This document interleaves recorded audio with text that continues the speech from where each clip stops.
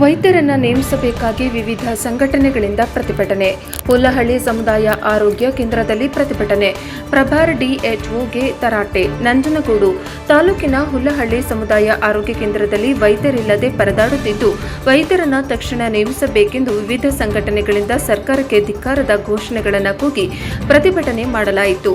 ಹಲವು ತಿಂಗಳುಗಳಿಂದ ಸ್ತ್ರೀ ರೋಗ ತಜ್ಞರು, ಮಕ್ಕಳ ತಜ್ಞರು, ಅರವಳಿಕೆ ತಜ್ಞರು ಇಲ್ಲದೆ ಸಾರ್ವಜನಿಕರು ಪರದಾಡುವಂತಹ ಸ್ಥಿತಿ ನಿರ್ಮಾಣವಾಗಿತ್ತು. ಸರಗೂರು ತಾಲೂಕು ಸೇರಿದಂತೆ ಎಡಿಯಾಲ ಕಾಡಂಚಿನ ಪ್ರದೇಶದಿಂದ ಚಿಕಿತ್ಸೆಗೆ ಬರುವ ರೋಗಿಗಳನ್ನು ತಕ್ಷಣ ನಂಜನಗೂಡು, ಮೈಸೂರಿಗೆ ರವಾನಿಸುವ ಬದಲು ಹುಲ್ಲಹಳ್ಳಿ ಸಮುದಾಯ ಆರೋಗ್ಯ ಕೇಂದ್ರದಲ್ಲಿ ಸುಮಾರು 80,000ಕ್ಕೂ ಹೆಚ್ಚು ಜನಸಂಖ್ಯೆ ಹೊಂದಿದ್ದು, ಈಗಿರುವ ವೈದ್ಯರನ್ನ ತಾಲೂಕು ಮಟ್ಟದ ಆಸ್ಪತ್ರೆಗಳಿಗೆ ನೇಮಿಸಿಕೊಂಡಿರುತ್ತಾರೆ. ಹಿಂದೆ ಕರ್ತವ್ಯ ನಿರ್ವಹಿಸುತ್ತಿದ್ದ ವೈದ್ಯರನ್ನ ಮರು ನೇಮಕ ಮಾಡಬೇಕಾಗಿ ಪ್ರತಿಭಟನಾಕಾರರು ಒತ್ತಾಯಿಸಿದ್ದಾರೆ. ಸ್ಥಳಕ್ಕೆ ಆಗಮಿಸಿದ ಪ್ರಭಾರ ಡಿಎಚ್ಒ ಗೋಪಿನಾಥ್ ಅವರನ್ನ ತರಾಟೆಗೆ ತೆಗೆದುಕೊಂಡರು. ಈ ಆಸ್ಪತ್ರೆಯನ್ನ ನಿರ್ಮಾಣ ಮಾಡಿ ಸುತ್ತಮುತ್ತಲ ಜನರಿಗೆ ಅನುಕೂಲ ಮಾಡಿಕೊಟ್ಟಿದ್ದ ಶ್ರೀನಿವಾಸ್ ಪ್ರಸಾದ್ ಅವರನ್ನ ನೆನಪಿಸಿ ಪ್ರಭಾರ ಡಿಎಚ್ಒ ಅವರಿಗೆ ಮನವಿ ಪತ್ರ ಸಲ್ಲಿಸಲಾಯಿತು. ಇವತ್ತು ಸಮುದಾಯ ಆರೋಗ್ಯ ಕೇಂದ್ರ ಹುಲ್ಲಹಳ್ಳಿ ಆಸ್ಪತ್ರೆಯಲ್ಲಿ ವೈದ್ಯರ ಕೊರತೆಯನ್ನು ಇರುವ ಕಾರಣ ಇವತ್ತು ನಮ್ಮ ಮಾನ್ಯ ನಂಜನಗೂಡು ತಾಲೂಕಿನ ರೈತ ಸಂಘ ಹಾಗೂ ನಮ್ಮ ಜಯ ಕರ್ನಾಟಕ ಹಾಗೂ ಹುಲ್ಲಹಳ್ಳಿ ಗ್ರಾಮಸ್ಥರು ಹಾಗೂ ಎಲ್ಲರೂ ಕೂಡ ಸ್ವಯಂ ಪ್ರೇರಿತವಾಗಿ ಇವತ್ತು ಬಂದು ಸ್ಟ್ರೈಕ್ ಮಾಡ್ತಿದ್ದೇವೆ.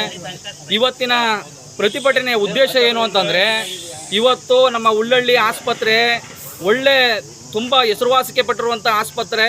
ಈ ಆಸ್ಪತ್ರೆಯಲ್ಲಿ ವೈದ್ಯರನ್ನು ವರ್ಗಾವಣೆ ಮಾಡಿದ್ದಾರೆ. ಅದರಿಂದ ನಮಗೆ ಸಮಸ್ಯೆ ಆಗಿದೆ. ಸುಮಾರು 72 ಹಳ್ಳಿಗಳಿಂದ ಈ ಆಸ್ಪತ್ರೆಗೆ ಜನ ಬರ್ತಾರೆ.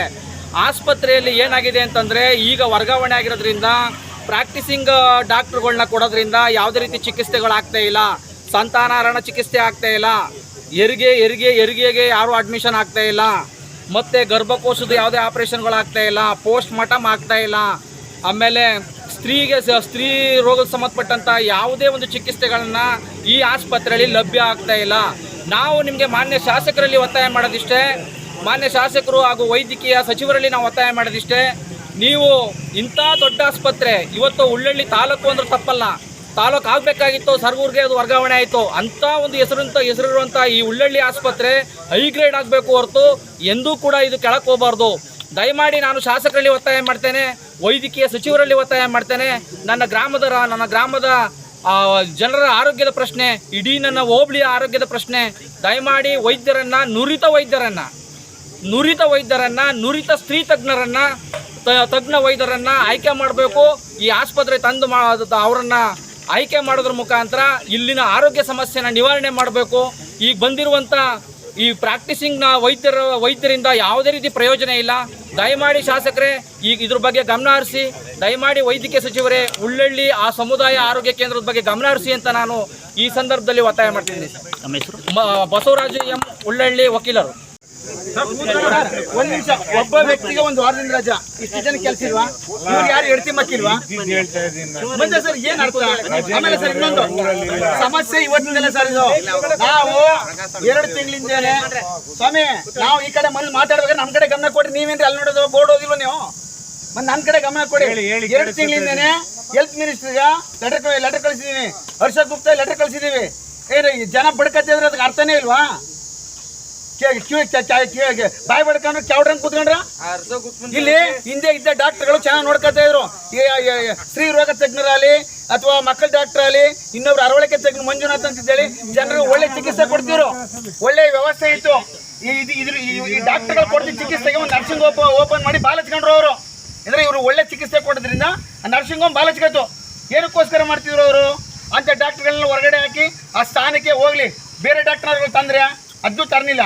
ಈಗ ಯಾರೋ PG ಡಾಕ್ಟ್ರು, ಅನುಭವ ಇದ್ದ ಡಾಕ್ಟರ್ಗಳು ಹಾಕ್ಬಿಟ್ಟು ಏನು ಮಾಡೋದು? ಒಬ್ಬ ಆಯುಷ್ ಡಾಕ್ಟರ್ ಅವರ ಏನು ಮಾಡೋಕ್ಕದ್ದು ಪಾಪ ಅವರು? ಅದನ್ನ ಸ್ವಲ್ಪ ಮನವರಿಕೆ ಮಾಡಿ. ನಿಮ್ಮ DHOಗೂ ಹೇಳಿ, DHO ಪ್ರಸ್ತುತ ಬರಬೇಕಿತ್ತಿಲ್ಲಿ, ಇಲ್ಲಾಂದ್ರೆ ಅವ್ರ ಹತ್ರ ಧಾರಣೆ ಮಾಡ್ತೀವಿ.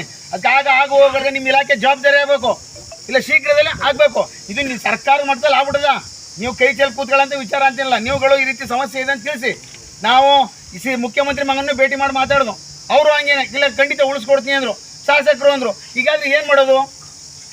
ಅವ್ರು ಏನ್ ತಗಡೂರ್ಗ್ ಮಾಡ್ಕೊಟ್ಟಿದ್ದಾರೆ, ತಗಡೂರು ಉಳಿಸ್ಕೊಬಿಟ್ರು. ನಮ್ಮದೇನು ನಮ್ ಕತೆ ಏನಾಗ್ಬೇಕು? ಹುಲ್ಲಹಳ್ಳಿ ಕತೆ ತಗಡೂರಿಗಿಂತ ಅತ್ಯವಶ್ಯಕ. ಆಮೇಲೆ ಇನ್ನೊಂದು ಇದಕ್ಕೆ ತುಂಬ ಕಾಡಂಚಿನ ಗ್ರಾಮಗಳು 20-25 ಕಿಲೋಮೀಟರಿಂದ ಬರ್ತಾರೆ. ಯಡಿಯಾಲ ಭಾಗದಿಂದ ಎಲ್ಲ ಬರ್ತಾರೆ, HD ಕೋಟೆ ತಾಲೂಕಿಂದ ಬರ್ತಾರೆ, ಸರಗೂರಿಂದ ಬರ್ತಾರೆ, ಪುನಃ ವರ್ಣ ಕ್ಷೇತ್ರದಿಂದ ಜನ ಅವಲಂಬಿಸಿರೋದು. ಉಳ್ಳಳ್ಳಿ ಹೋಗ್ಲಿಕ್ಕೆ ಜನನ ಮಾತ್ರ ಇಲ್ಲ, ಉಳ್ಳಳ್ಳಿಯವರೇ ಬರಲೇ ಇಲ್ಲ, ಸುತ್ತಮುತ್ತ ಎಲ್ಲರೂ ಬಂದು ಇಲ್ಲಿ ಒಂದು ಹಸಿಗಂತ ಆರೋಗ್ಯ ಒಂದು ಇದನ್ನ ಪಡಿತಾ ಇದ್ದಾರೆ. ಅದನ್ನ ಉಳಿಸ್ಕೊಂಡು ನಾನು ಹೇಳೋದು ಇಷ್ಟೇ ಸರ್, ನಿಮ್ಮ ಸಂಬಳ ಜಾಸ್ತಿ ಆಯ್ತಾ? ಮೊನ್ನೆ ಮಂತ್ರಿಗಳೆಲ್ಲರೂ ತಮ್ಮ ಸಂಬಳನ ಹೈಗ್ರೇಡ್ ಮಾಡ್ಕೊಂಡ್ರು. ಇರೋಂಥ ತಿಂಗಳಿಗೆ ಏನೇನು ಸವಲತ್ತು ಬೇಕು, ಫೋನ್ ಬಿಲ್ಲು, ಇನ್ನೊಂದು ಮತ್ತೊಂದು